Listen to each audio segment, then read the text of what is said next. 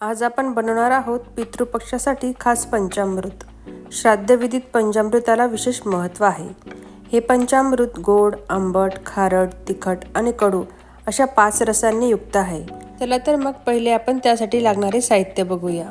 1 चमचा तेल, पाव चमचा हिंग, 1 चमचा मोहरी, 2 हिरव्या मिरच्या, कढीपत्ता, 1 चमचा मेथी दाणा, अर्धा चमचा हळद, अर्धा चमचा लाल तिखट, अर्धा चमचा मीठ, 10-12 खोबऱ्याचे काप, 2 चमचे शेंगदाणे, 1 चमचा धना पावडर, 1 चमचा भाजलेल्या तिळीची पावडर, 1 चमचा भाजलेल्या शेंगदाण्याची पावडर, अर्धा वाटी चिंचेचा कोळ, 3 चमचे गूळ आणि आवश्यकतेनुसार पाणी।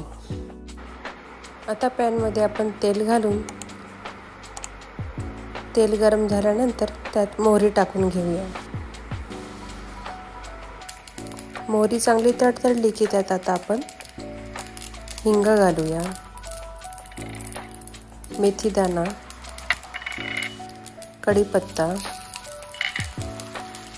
हिरव्या मिरच्या हे सर्व घालून चांगलं परतून घेऊया।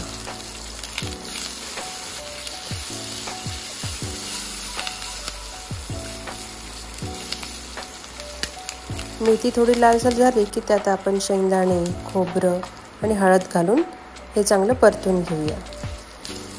खोबरं आणि शेंगदाणे चांगलं परतले गेल्यानंतर आता आपण त्यात अर्धा वाटी पाणी घालून घेऊया। पाण्यामध्ये शेंगदाणे खोबरं आपण 1-2 मिनिटं असं शिजून घेऊया। मग आता त्यात आपण लाल तिखट, धना पावडर, तिळीचा कूट,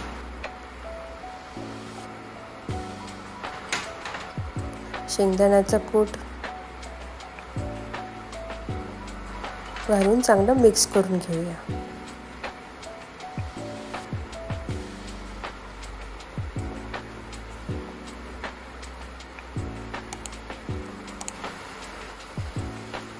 याला चांगलं परतून घेतल्यानंतर आता त्यात आपण चिंचेचा कोळ घालून घेऊया आणि थोडं पाणी घालून घेऊया।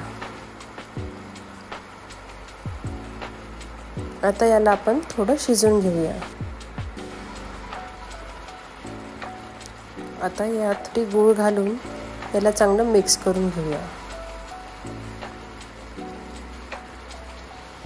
गूळ चांगला मिक्स झाला की आपण सगळ्यात शेवटी मीठ टाकून घेऊया।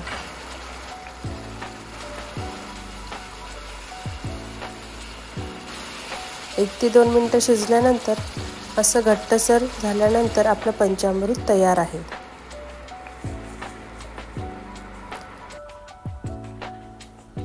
आता हे पंचामृत आपण वाटीमध्ये काढून घेऊया।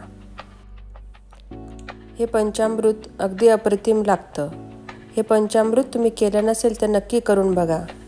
हे पंचामृत शरीराला उष्णता देतं, पचन सुधारतं आणि धार्मिकदृष्ट्याही अतिशय पवित्र मानलं जातं।